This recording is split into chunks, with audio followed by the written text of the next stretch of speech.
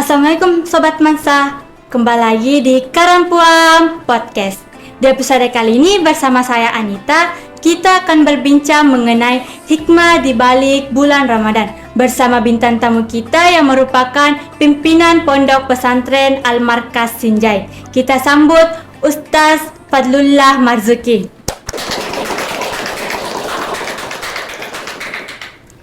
Assalamualaikum Ustaz. Waalaikumsalam.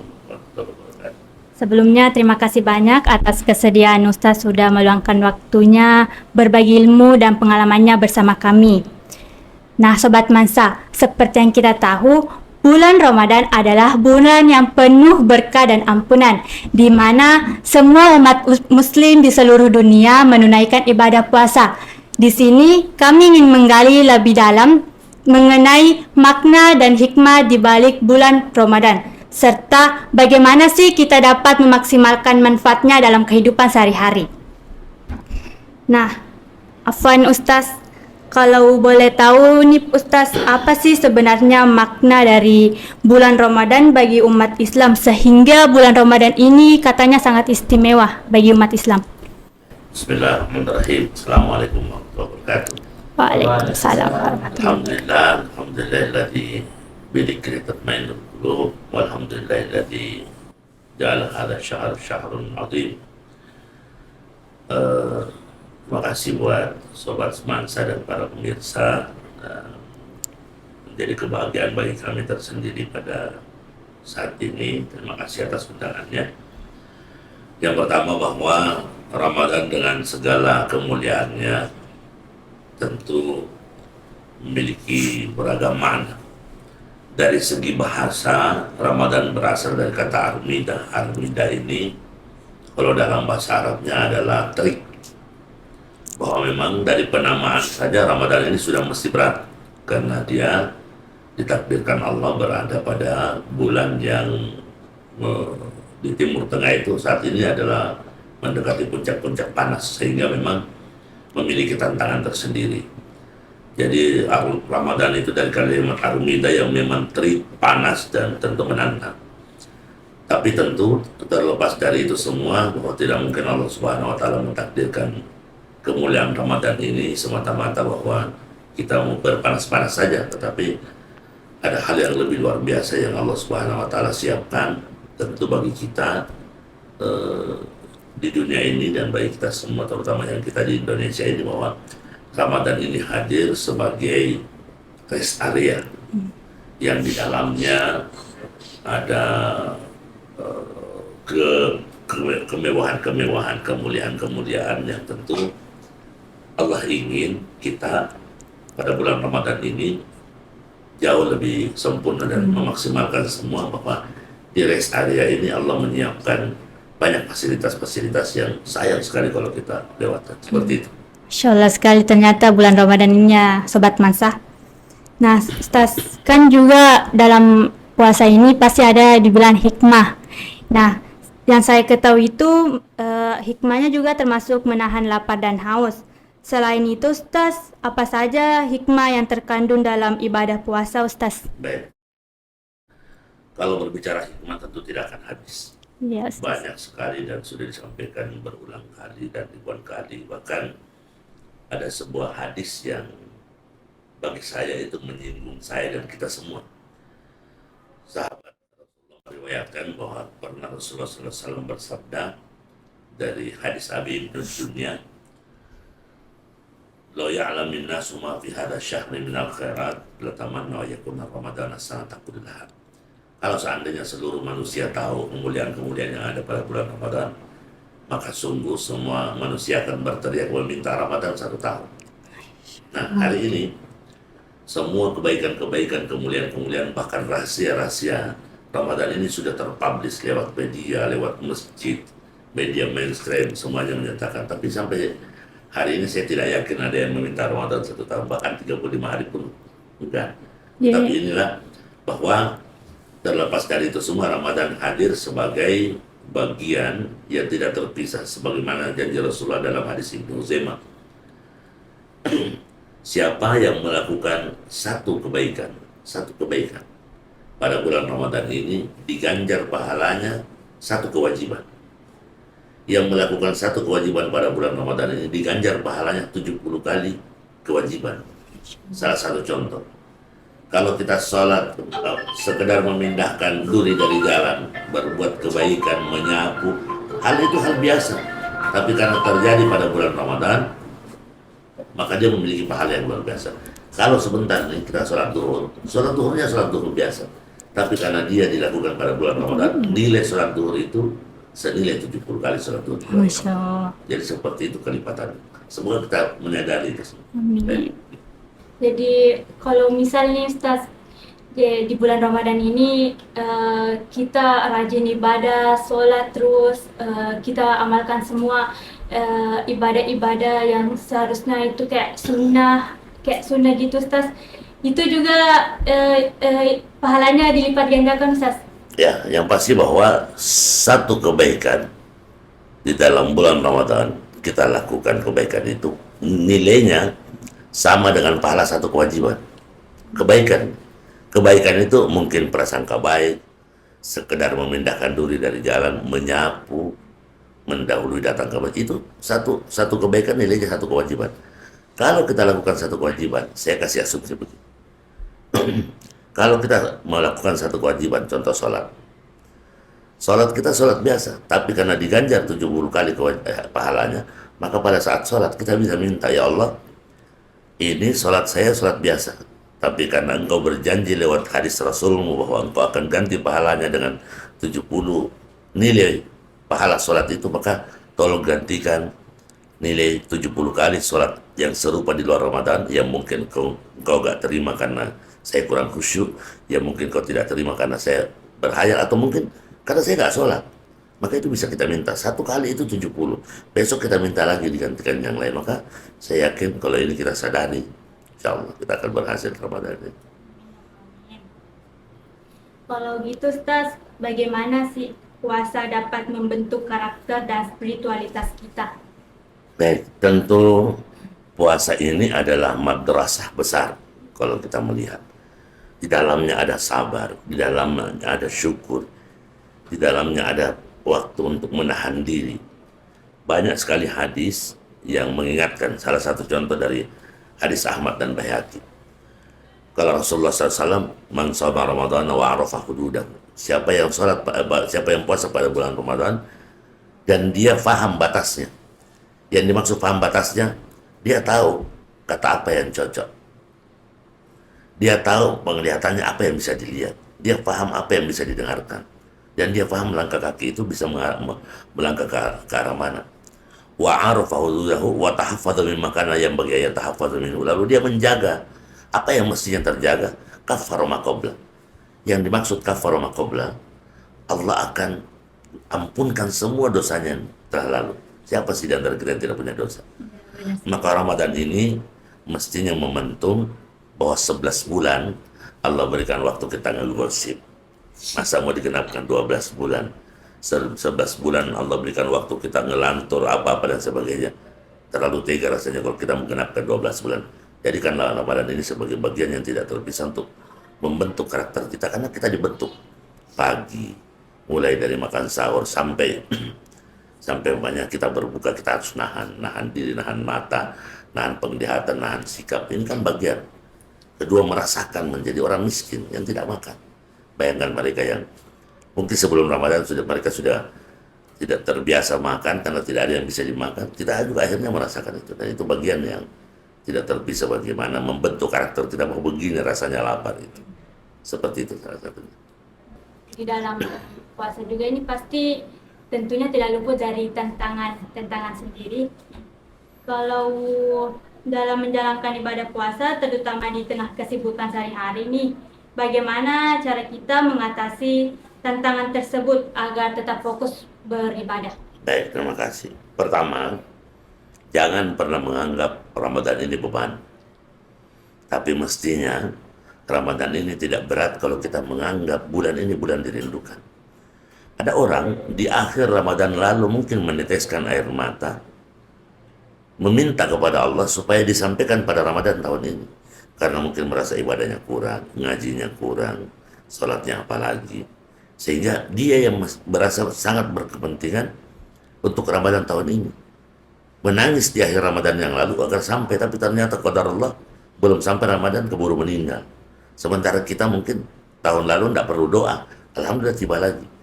Pertanda apa? Bahwa Allah sayang kita untuk kita sampai kepada Ramadan di mana Allah menggugurkan dosa-dosa kita, di mana Allah memberikan yang terbaik, sehingga kita merasa bahwa Ramadan ini adalah Ramadan yang harus lebih bagus dari yang sebelumnya untuk betul-betul kita lihat manfaatnya. Karena ada hadis Nabi mengingatkan, "Fakam min shaimin laysa lahu min siyamihi illa al-ju' wal 'atash." Terlalu banyak orang berpuasa dan dia tidak dapatkan apa-apa dari puasanya kecuali cuman capek-capek menahan lapar dan dahaga. Mudah-mudahan kita nggak masuk. Enggak Ustaz. Mudah-mudahan insyaallah. Jadi intinya di Ustaz kayak ini bulan Ramadan, bulan puasa kayak ini nggak boleh dianggap beban karena Jangan dianggap beban, tapi jadikan ini bagian yang tidak terpisah untuk membentuk kita. Ingat perang Badar Kubra, hadiah terbesar Allah kepada kaum muslimin pada saat bulan puasa. Itu karena ketulusan orang-orang yang puasa. Kalau bukan karena doa-doa orang berpuasa mungkin akan kalah lagi. Tapi itu hadiah Allah, itu terjadi pada bulan Ramadan di saat semua pasukan kaum muslimin yang sangat tidak seimbang antara 300 dengan 3000, tapi Allah hadiahi dengan bulan Ramadan itu kemenangan luar biasa. Ya. di sini juga Ustaz, di dalam bulan Ramadan ini ada dibilang kayak malam Lailatul Qadar. Nah, malam Lailatul Qadar sendiri itu malam yang sangat dinantikan di bulan Ramadan. Bagaimana cara kita Ustaz agar bisa meraih keutamaan malam tersebut? Baik. Al-Qadar ini pertama harus dipahami dalam perspektif yang sebenarnya. Kami turunkan Al-Quran di malam Lailatul Qadar. Siapa yang mendapatkan kemuliaannya, maka sungguh dia telah mendapatkan 1000 bulan. 1000 bulan ini kalau dikali secara matematika, dia sampai kurang lebih 82, sekian tahun. Siapa yang mendapatkan satu kali kemuliaan bulan Ramadan, lalu dia meninggal di bawah usia 82 tahun, sebenarnya selamat dia dunia akhirat. Kalau dia mendapatkan, ya. Itu sekali. Bagaimana kalau ternyata tiap tahun, semenjak kita balik, dan tidak ada satupun orang yang tahu bahwa dia mendapatkan Lailatul Qadar selama dia masih di dunia. Nanti kita tahunya di akhirat, maka tidak usah cari di mana posisinya. Ya alhamdulillah sekarang karena kebetulan ini tantangan buat adik-adik semua. Alhamdulillah sekarang karena kebetulan kita bersamaan puasa. Kalau kita yakini Lailatul Qadar turun di malam ganjil, lalu anggaplah bahwa tahun ini kita tidak berbarengan berpuasa. Lalu di malam ganjil siapa? Malam ganjil hisab kah? Atau malam ganjil ru'yah kah? Kalau kita berbeda kan pasti ribut lagi soal di mana posisinya malam ganjil. Itulah Allah sembunyikan di mana posisinya sebenarnya yang pasti malam Lailatul Qadar itu akan kita mengawal. Mulai puasa 1 Ramadan sampai terakhir Ramadan, jaga kualitasnya, tingkatkan, dan insya Allah di akhirat nanti kita akan termasuk orang-orang yang berbinar wajahnya mendapatkan kemuliaan itu. Karena kalau kita cari cuma konsentrasi cuma di malam tanggal 21, saya khawatirnya orang rame-rame taruh di tanggal 21, besoknya tidak. Ya, maka Allah mengisyaratkan untuk kita jaga dan harus kita yakin bahwa malam itu adalah malam kemuliaan, malam itu di mana Jibril datang membawa rahmat. Tapi kita tidak bisa berasumsi kayaknya malam ini turun karena Adam. Ini di tempat lain mungkin. Ya, ada yang mengatakan malam ini kayaknya turun karena tidak ada anjing yang menggonggong. Ya karena kebetulan tidak ada maling di situ, tapi kalau di tempat lain, maka kita jaga saja kualitasnya dan kita yakin. Di sini sumber keyakinan bahwa apa yang kita lakukan ini juga menurut Allah adalah sebagai sebuah kemuliaan. Insya Allah kalau kita yakin itu, Allah lihat ini, apa yang kita bicarakan saat ini, dan itu insya Allah akan menguatkan kita semua untuk mendapatkan Lailatul Qadar. Setelah kita tadi berbicara mengenai Lailatul Qadar, Ustaz, kita juga di bulan puasa ini saya sering mendengar tentang zakat fitrah. Di mana ini zakat fitrah katanya kewajiban yang harus ditunaikan sebelum hari raya Idul Fitri. Apa sih Ustaz makna dan hikmah di balik zakat fitrah ini? Baik, zakat fitrah ini sedikit spesial dibanding zakat-zakat yang lain. Pertama, bahwa zakat fitrah itu cuma ada di bulan Ramadan sebelum Lebaran. Sebelum Lebaran, zakat fitrah itu masih ada. Dan zakat fitrah itu sendiri dari kalimat fitrah. Fitrah itu kalau bahasa umumnya adalah back to basic, kembali kepada. Tapi pada dasarnya itu adalah zakat pensucian. Di dalam ayat kita diisyaratkan pensucian itu. Kenapa zakat itu perlu? Membersihkan harta kita, menjauhkan kita dari sifat-sifat bakhil, merasa lebih hebat dari yang lain, sehingga Allah mengisyaratkan lewat hadis-hadis Rasul, lewat semua dalilnya, bahwa zakat fitrah itu adalah zakat untuk membersihkan diri dari sifat-sifat itu.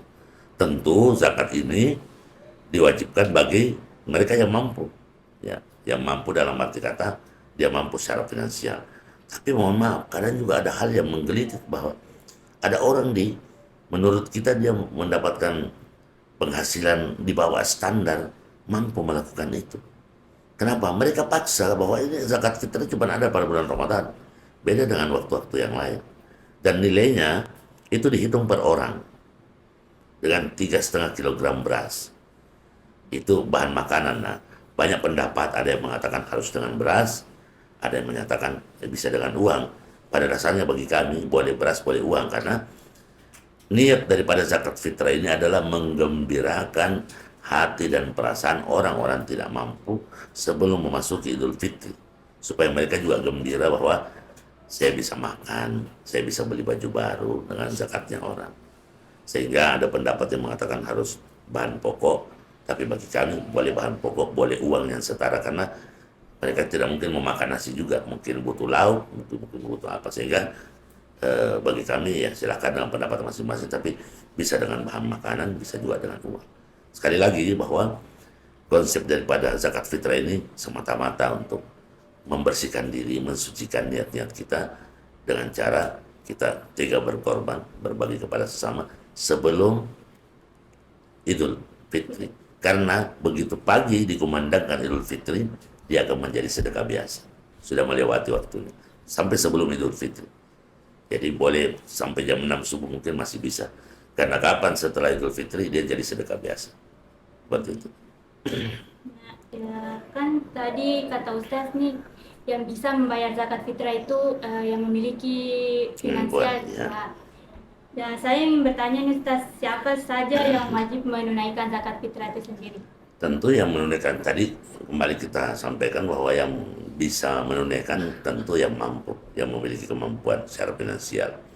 Dan insya Allah satu hal yang mungkin saya perlu garis bawahi, kenapa Rasulullah menyampaikan bahwa di dalam bulan Ramadan ini bertambah rezekinya seseorang. Saya meneliti hadis ini, ternyata yang dimaksud bertambah rezekinya seseorang karena pengeluarannya sedikit. Dia tidak butuh biaya sarapan pagi, ngopi warkop dan sebagainya. Siang dia tidak butuh makan siang karena warung tutup, kedua memang kita puasa. Sehingga anggaran sarapan pagi dengan siang ini kan tidak keluar. Jadi kalaupun penghasilan tetap, tapi pengeluarannya yang kurang. Ini yang dimaksud bertambah rezeki. Maka siapa yang dianggap mungkin gajinya tetap tapi pengeluarannya kurang karena dia tidak butuh pengeluaran untuk sarapan dan mengisi, berbagilah dengan sesama. Itu yang dimaksud. Bahwa salah satu sebab ditambahkan rezekinya kata Allah orang-orang yang berpuasa karena memang pengeluarannya sedikit. Yang suka jalan kan mesti tidak jalan bulan ini. Nah, nanti dia anggaran jalan itu yang dialihkan untuk berbagi. Jadi seperti itu. Jadi itu perhitungannya per orang. Jadi yang punya saudara apa semua bisa digabung-gabungkan dan diberikan kepada boleh keluarga yang kita anggap mungkin ada keluarga yang di bawah rata-rata, oleh tetangga dan sebagainya, boleh ke lembaga-lembaga sosial.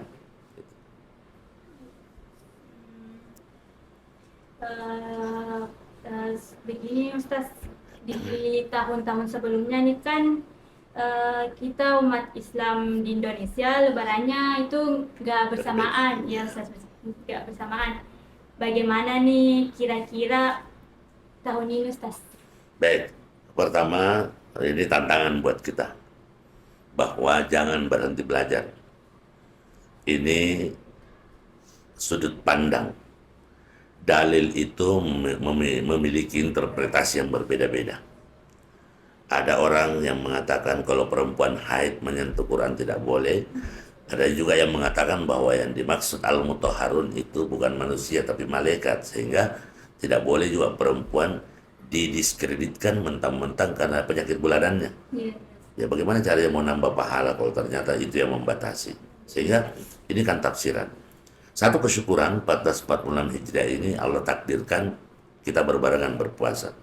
Pertanda ada ego yang direm-rem, ada rasa tinggi hati yang mungkin Mulju merasa lebih hebat dari yang lain, ditahan. Karena gini, Rasulullah mengingatkan, umat ini akan terbagi menjadi 73 golongan. Semuanya di neraka kecuali satu. Nah kalau kita berdua berasum punya pandangan yang berbeda lalu gontok-gontokan, maka kalau bukan saya, ada yang masuk neraka. Atau kebalikannya. Mestinya, inilah alasan yang membuat kita berpikir bahwa mari kita bersatu. Singkirkan ego masing-masing, karena ya walaupun mungkin agak berat karena perbedaan sudut pandang. Ada yang memandang sebagai imkanur ru'yah, ada yang melihat bahwa terbitnya bulan harus sekian derajat, ada yang ketika sudah melihat, sudah punya bias, sudah masuk, ada yang dia harus melihat dulu. Nah, ketika Allah mentakdirkan bulannya tidak kelihatan, kita ngapain? Kita masih harus ada ilmu yang lain. Dan kita lihat di masjid-masjid semua kan ada jadwal sholat abadi. Dalam ilmu matematika juga, kalau saya tidak salah, ya saya juga pernah siswa, 22 tahun, berapa bulan itu akan kembali hari yang sama, tanggal yang sama, bulan yang sama. Artinya apa? Ini sudah punya rumusan. Sehingga saya mau adik-adik ke depan, teman-teman terpelajar, galilah ilmu itu.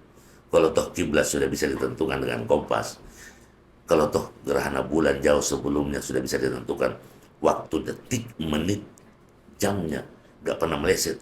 Masa rutinitas tahunan begini kita nggak bisa sama-sama. Ini pelajaran dan tantangan bagi kita semua.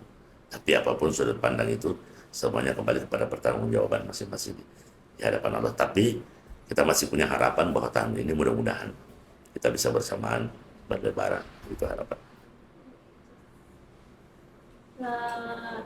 Kita masuk nih Ustaz ke Idul Fitri. Idul Fitri itu sendiri momen kemenangan setelah sebulan penuh berpuasa nih. Bagaimana caranya kita memaknai dan merayakan Idul Fitri dengan benar sesuai syariat Ustaz?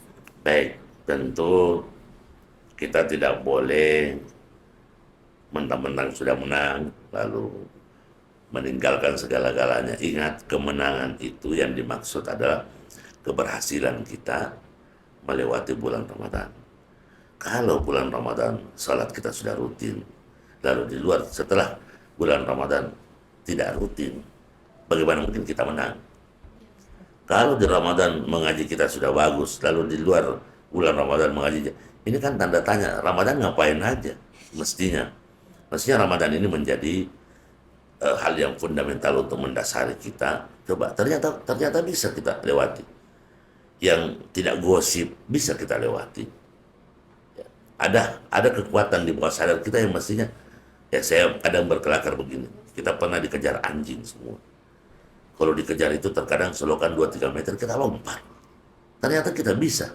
Tapi ketika tidak dikejar, kenapa kita tidak bisa? Padahal tadi bisa. Artinya apa? Kita punya potensi untuk berbuat lebih bagus. Maka Ramadan ini hadir untuk terlihat, wah ternyata kita bisa nahan tidak ngegosip sekian lama, kita bisa nahan tidak jalan-jalan ke sana kemari sekian lama. Artinya apa? Potensi itu ada. Maka hari potensi ini kita jaga supaya hari kemenangan itu yang dimaksud adalah hari kita telah melampaui ujian yang berbonus selama 1 bulan dan kita bisa lewati, alhamdulillah, tanpa terasa hari ini kita sudah berada pada hari ke-20. Maka itu dilihat dengan baik bahwa masa sulit saja bisa kita lewati, apalagi masa-masa setelah masa sulit itu.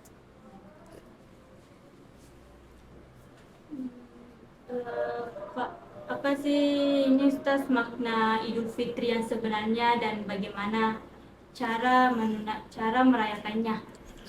Baik, Idul Fitri adalah hari raya pensucian. Jadi kita sudah disucikan selama 1 bulan. Maka tentu kita berharap walaupun ini menjadi bulan silaturahim, saling memaafkan, akan tetapi jangan juga tiba-tiba seolah-olah kita ini lepas dari penjara. Kita terpenjara 1 bulan, oh yang merdeka, syarat yang negara pokoknya buka rumah, mau saya mau datang paling. Ya tidak juga seperti itu. Tapi kita tidak ingin juga, jangan sampai menjadi kebiasaan bahwa mesti harus menunggu Idul Fitri untuk bermaaf-maafan. Ramadan ini momentumnya. Ada pembeta, ada orang yang tidak kita mau ambil tangannya. Saudaraku bro, ini Ramadan. Kita mau mendapatkan pengampunan luar biasa. Jangan sampai kita menunggu setelah Ramadan, lalu kita sudah tidak sampai pada Idul Fitri. Ada saja. Kita sakitlah, kita meninggal, apa dan sebagainya. Sehingga sebaik-baik kita adalah yang segera menunaikan permohonan maaf ketika dia merasa punya kesalahan. Maka supaya tidak salah kaprah, jangan sampai Allah meneropong kita yang pasti kita yakin loh ternyata kita tidak konsisten setelah melewati ujian yang luar biasa. Maka makna itu sebagai sebuah kemenangan bahwa alhamdulillah fase sulit saya sudah bisa lewati. Dan Allah memberikan kesan lain syakartum lazidannakum. Kalau kita bisa bersyukur terhadap apa yang telah diaturkan Allah, Allah tambahkan. Maka jangan memperlihatkan di hadapan Allah seolah-olah kita ini lepas segala-galanya, tetapi kita telah melewati madrasah yang besar, berlatih sabar, berlatih tidak ujub, berlatih untuk menahan diri. Alhamdulillah, mudah-mudahan itu hadir pada bulan-bulan setelah Ramadan itu, bahwa kita lebih care, lebih peduli terhadap tetangga, terhadap teman, atau paling tidak ada hal yang berubah sedikit, menghargai bahwa Ramadan kita telah dibentuk pembentukan karakter, dan itu kelihatan hasilnya setelah Ramadan. Seperti itu. Berbicara mengenai silaturahmi nih Ustaz, bagaimana caranya agar silaturahmi yang baik selama Hari Raya Idul Fitri? Baik, pertama silaturahim, 2 kalimat yang terpisah. As-sila itu menyambung, ar-rahim ya sama dengan adik. Ini rahim dipersepsikan, rahim ini rahim ya yang ada di dalam perut perempuan. Kami tidak punya ya. Menyambung, kenapa diidentikan kata silaturahim itu dengan ibu dan rahimnya? Artinya apa? Ibu dengan rahimnya, dia ibu mau kemana, rahimnya ikut, saking dekatnya ya. Dan zat yang paling tidak menyukai silaturahim ini adalah setan. Bahkan orang terdekat, ibu dengan rahimnya pun bisa terputus. Maka setan membenci semua bentuk-bentuk silaturahim karena berupaya untuk memotong. Itulah sampai ada dalil mengatakan sambunglah tali silaturahim, karena tali ini identik selalu mau dipotong oleh setan. Itu harus selalu dijaga, karena betapa banyak orang yang sangat dekat cuman karena permasalahan sepele tiba-tiba berjauh. Atau sebaliknya juga seperti itu, karena setan paling tidak senang dengan orang yang bermaaf-maafan. Maka di samping juga sebagai bentuk salin silaturahim, apalagi banyak orang yang mungkin kesempatannya cuma setelah Idul Adha, setelah Lebaran, ya maksudnya setelah puasa. Walaupun kita menganggap ini jangan dibiasakan, tetapi seyogianya kita mendatangi teman-teman yang mungkin sekian lama kita tidak berkomunikasi. Contoh kecil, kita punya ribuan kontak di sini. Ada nomor yang mungkin sudah 2, 3, 4 tahun kita tidak kontak. Ngapain itu nomor ada di handphone? Pertanggungjawabkan nanti di hadapan Allah. Ini bukan cuma sekedar perlihat, oh saya ada nomor kontak banyak 3.000, 4.000. Kalau ada satu nomor yang mungkin sudah 5, 10 tahun tidak dikontak, apa nggak merasa berdosa? Untuk apa nomor itu ada di situ? Say hello lah. Minimal kita tahu dia masih hidup atau bagaimana. Atau bayangkan orang yang mungkin tidak pernah kita kontak, tiba-tiba kita datangi, ya alhamdulillah ingat ya, dan sebagainya. Sehingga betul-betul punya makna seperti itu. Itu harapan kita ke depan, insyaallah.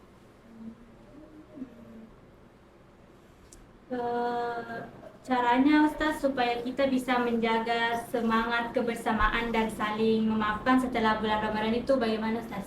Tentu pertama kita harus paham bahwa kita ini dengan orang lain kebetulan tidak lahir dari rahim seorang ibu yang sama. Itu satu. Kedua, tidak ada kelebihan dari kita dibanding bahwa kita mampu saling menghargai. Cara buat kita sama, lahir dari tempat yang sama, dan kita harus yakini bahwa komponen dasar dari kita dengan orang lain sama, tinggal bagaimana isi dan bagaimana sifat-sifatnya. Oleh karena itu tentu kembali kepada yang tadi kami sampaikan, bahwa jaga dan rawat silaturahim ini, karena kita berhadapan dengan zat-zat yang membenci terlalu gampang, terlalu sensitif, ada yang terlalu peka dan sebagainya. Maka secara psikologi kita harus bisa memahami dalam lingkup, dalam contoh di kelas ada yang cepat marah, ada biar dia apa juga tidak tersinggung. Nah, kita belajarlah dari situ bahwa ketika orang ini cepat marah, perlakukan dia dengan cara yang berbeda dengan yang lain. Jangan tiba-tiba disamakan, karena memang ya Rasulullah pun punya anak-anak yang dia perlakukan dengan berbeda-beda. Maka cara merawat silaturahim itu dengan jalan selalu bersilaturahim. Jangan menunggu harus lebaran. Mau kapan salaman, belum pernah lebaran, jangan. Setiap saat say hello, kalau dirasa kayaknya sudah lama-lama. Kalau tidak bisa bertemu langsung, dengan telepon, dengan apa ya. Jangan menunggu orang datang ke kita. Jangan sampai ya ada dua orang yang berselisih paham. Yang satu merasa si A yang salah, yang satu merasa akhirnya. Cobalah, memang kita bukan Rasulullah. Rasulullah dilempar berdarah bibirnya. Dia datang ke orang meminta maaf. Ada yang buang kotoran ke depan rumahnya tiap pagi. Dia bersihkan, tidak pernah berniat mencari tahu. Padahal orang Yahudi. Setelah berbulan-bulan, begitu dia buka pintu ternyata tidak ada, barulah dia cari tahu. Dia datangi rumah orang, dia masuk, beri salam. Setelah itu orang ini sudah gemetaran, Pak, saya mungkin sudah dibunuh. Tapi begitu masuk, wah, saya tunggu-tunggu hadiah, ternyata engkau sakit. Orang itu tiba-tiba angkat tangan mengucapkan syahadat. Bayangkan, itu adab dan etika Rasulullah. Ya, mudah-mudahan kita bisa contoh itu.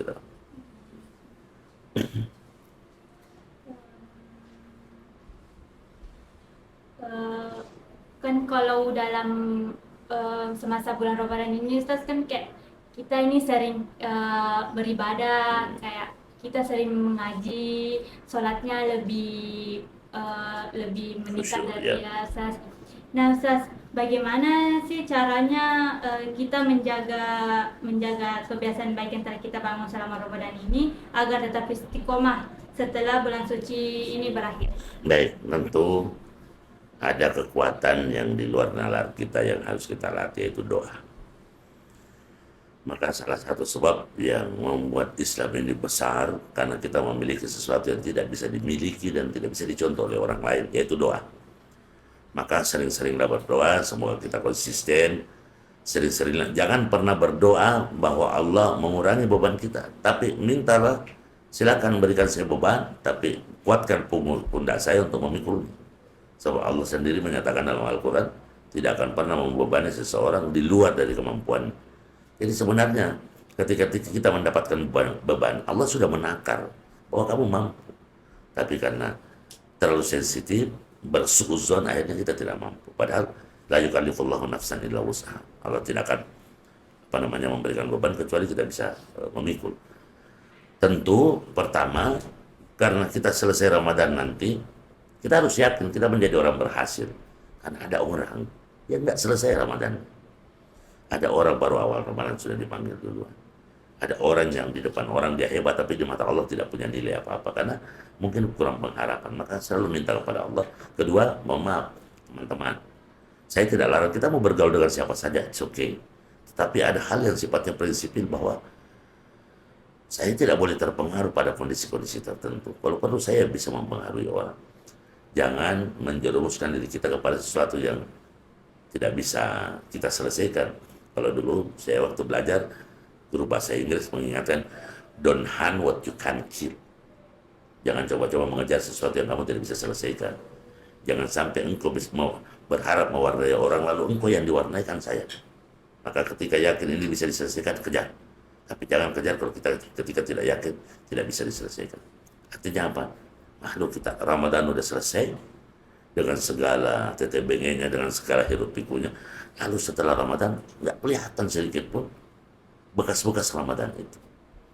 Ya mungkin sama orang bisa kita kelabui, tapi setidaknya sama Allah dari doa-doa yang kita panjatkan. Tapi insya Allah kalau kita yakin bahwa Allah akan selalu mengawal kebaikan-kebaikan yang ada pada diri kita dan berhusnuzan. Husnuzan itu kita diuji karena kita disayang Allah. Ini ada materi yang lain bahwa orang yang diuji itu ternyata adalah orang yang disayang. Nanti bisa buka surah Al-Ankabut ayat kedua.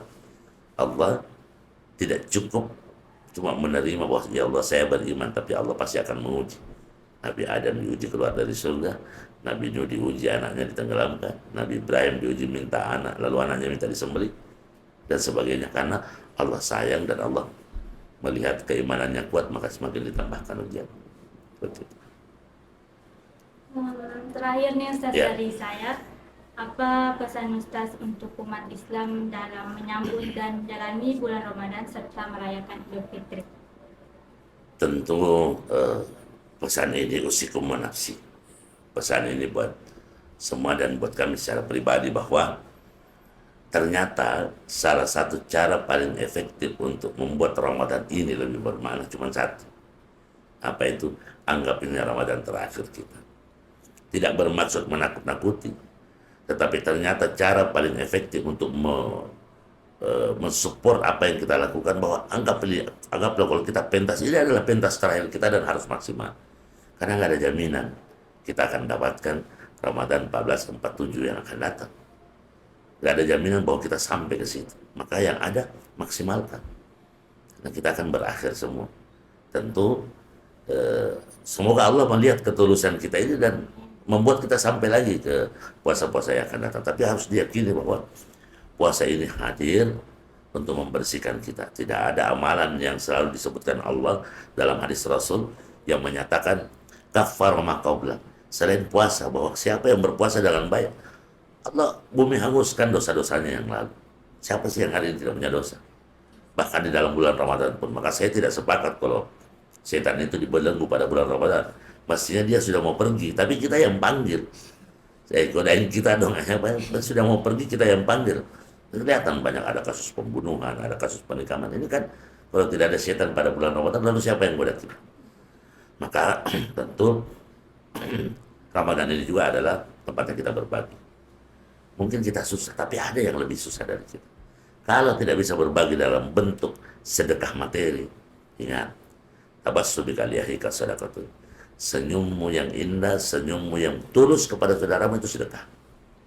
Ya, tentu yang tidak bisa secara materi ada alternatif yang lain. Ada orang merasa sangat miris sekali, tidak ada uang, tidak mutlak uang. Tapi sikapmu dan perangaimu itu juga sudah jadi sedekah. Nah, mungkin itu lebih tulus dan lebih dinilai oleh Allah.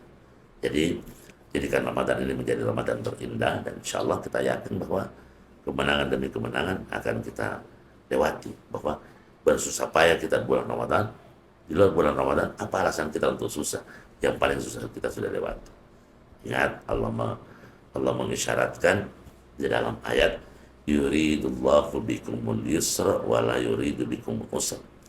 Allah tidak pernah mengharapkan kita susah. Allah selalu mengharapkan kita mudah. Maka kalau hari ini ada yang susah dengan perasaan galau dan sebagainya, orang Bugis bilang tadinya elo puang. Memang Anda yang mau susah, karena Allah selalu mengharapkan kita mudah. Seperti itu. Bulan Ramadan ini sangat berkah juga ya. Amin. Insya Allah. Semoga kedepannya puasa kita ini berjalan dengan lancar ya Ustaz. Amin. Amin. Amin. Baik, terima kasih Ustaz atas jawaban dan nasihat yang sudah diberikan oleh Ustaz. Ini sangat berharga bagi kita semua yang hadir di podcast kali ini. Semoga Allah Subhanahu wa Ta'ala menerima amal ibadah kita semua di bulan Ramadan ini. Jazakumullah khair Ustaz. Baik, Sobat Mansa, mungkin cukup sampai di sini episode kita kali ini. Nantikan terus episode kita selanjutnya, dan jangan lupa like, comment, and subscribe. Wassalamualaikum warahmatullahi wabarakatuh. Waalaikumsalam.